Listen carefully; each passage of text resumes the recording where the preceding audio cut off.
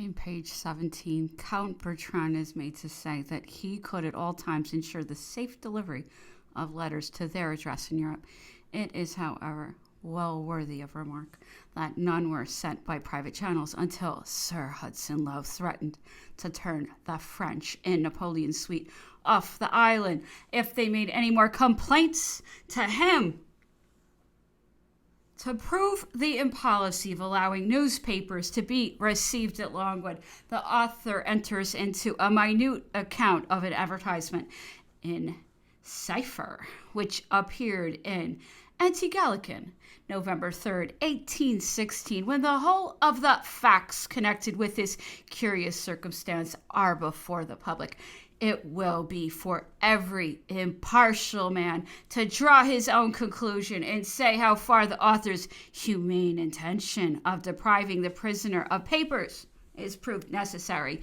In the first place, not a single number of the Anti-Gallican, except one, ever arrived at Longwood until May or June 1818, and that one was sent there by Sir Hudson Lowe's directions, under the following circumstances, then inexplicable. Shortly after the publication of Mr. Warden's book, a letter addressed to General Bonaparte appeared in the Anti-Gallican. This paper was given to me by Sir Thomas Reed in his own house in July 1817, with directions to deliver it to Napoleon on the 3rd of November 1816. Says the author, an advertisement appeared in cipher in that paper, with the key of which it appears the writer of the facts is perfectly acquainted. By comparing this with the circumstance of the Anti-Gallican having been purposely sent up by Sir Hudson Lowe to Longwood, it will not perhaps be considered unjust to infer that the whole was a plan devised by the author's friends as a pretext to excuse the system which had been adopted towards Napoleon of withdrawing from him every number of the Times and other newspapers in which there appeared any article that might be supposed calculated to afford him some consolation.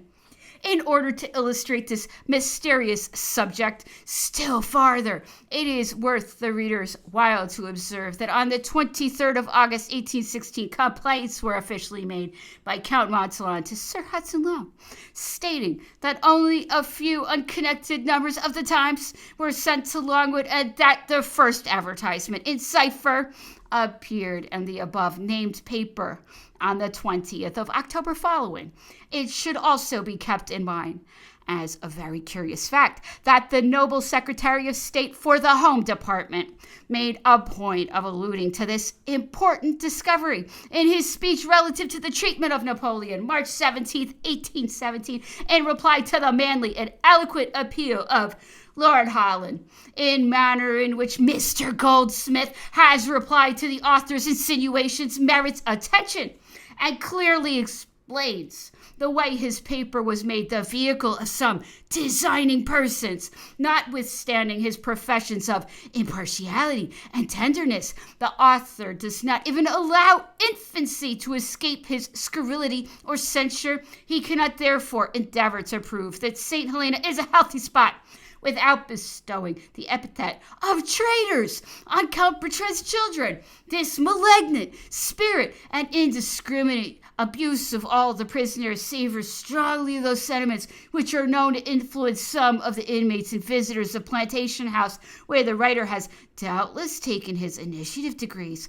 With respect to St. Helena's being positively and decidedly healthy, I have merely to say that during my residence at Longwood, there was not a single individual of Napoleon's suite, with the exception of Count Bertrand, who had not been seriously, and most of them dangerously ill, either with fever, dysentery, inflammation of the bowels, or liver.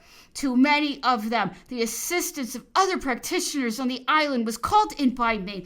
All of Count Bertrand and General Montholon's children had been dangerously ill, and 3 deaths occurred at Longwood from inflammation of the bowels and dysentery, as in many weeks.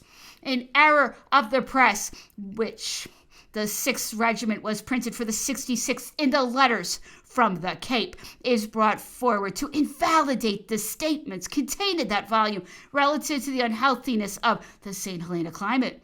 Having corrected the mistake, I beg leave farther to observe, in reply to the author's insinuations, that 56 men died in the 2nd Battalion of that regiment during the first 13 months after their arrival in the island, chiefly from dysentery and hepatitis.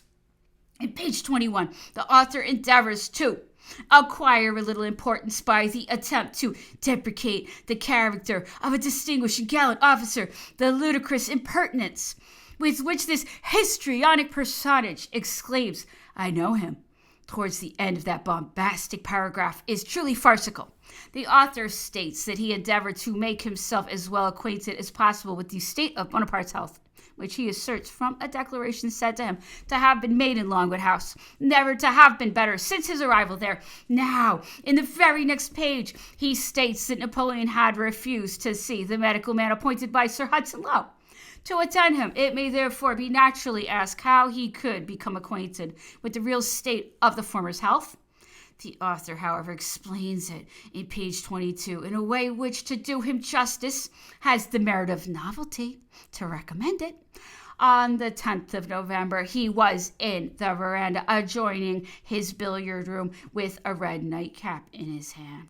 A most extraordinary criterion, certainly, for pronouncing that a man was in excellent health. It is added that on the 12th of the same month, he was walking and whistling the same place with every appearance of excellent spirits. As to the first proof of health, the red nightcap, is unfortunately happens for the author of these facts that Napoleon never wears a nightcap of any color.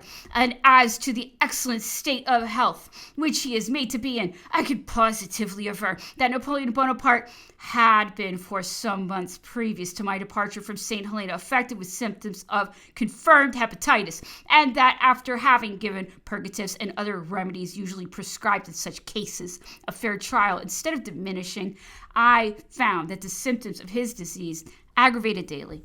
Apprehensive, therefore, that the result might be fatal, as had so frequently occurred to others afflicted with the same complaint, subsequent to my arrival in the island, I prevailed upon Napoleon to allow me to employ mercurial preparations, which were accordingly commenced on the 11th of June, 1817, and continued with some interruptions, principally produced by a severe catarrh, caused by the dampness and bad state of his apartments, the floors of which are level with the external ground, until my removal from Longwood on the 25th of July following.